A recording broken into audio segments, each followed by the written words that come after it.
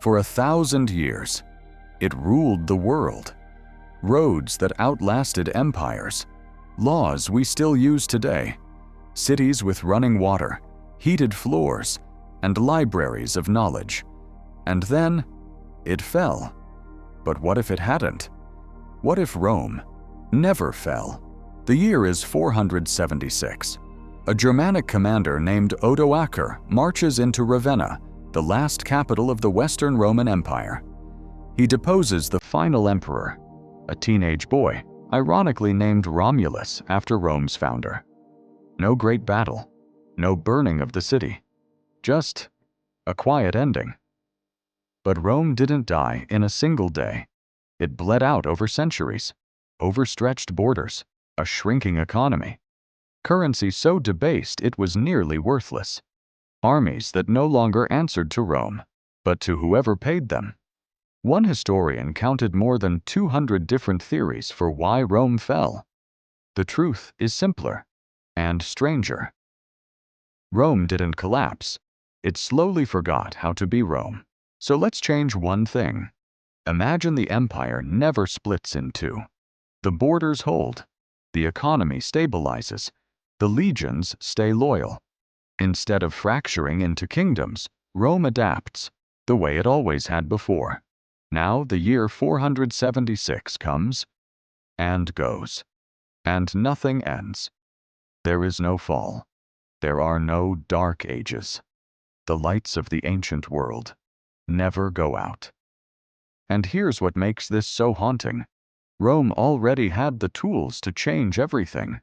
They just ran out of time. Consider what Rome already knew. They built concrete that still stands after 2,000 years. Self-healing concrete we only fully understood again in the 21st century. They had aqueducts carrying fresh water across mountains, central heating in their homes, a road network so vast you could travel from Britain to the Middle East on Roman stone.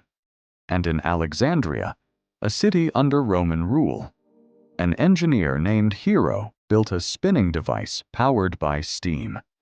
A toy, they thought. But it was the same principle that would one day drive the Industrial Revolution, 17 centuries later. Now imagine that spark never dies.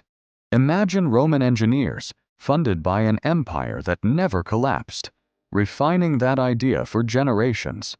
Steam power in the year 500. Printing to spread knowledge. Ships charting the globe 1,000 years early. By the time our real history was fighting in the Middle Ages, this Rome might have been reaching for the stars.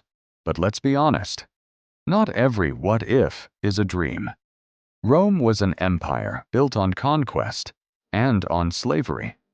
Much of its genius was powered by human beings who had no freedom at all. An eternal Rome might have meant eternal empire and eternal bondage. The fall of Rome, as painful as it was, also broke a system apart. Out of its fragments grew new languages, new nations, new ideas, the very roots of the modern world. So maybe the fall wasn't only a loss, maybe destruction cleared the ground for something new to grow. That's the uncomfortable truth about history. Sometimes the ending is also a beginning. We still live in Rome's shadow. Our laws, our calendars, the words in our mouths, the shapes of our buildings, all echoes of an empire that fell 15 centuries ago. In a way, Rome never truly fell at all. It just changed form and lived on inside us. But that other Rome, the one that never ended, will always be out there. A ghost of a world that could have been. The greatest questions in history aren't about what happened. They're about what almost did. This is Oviora. Keep wondering.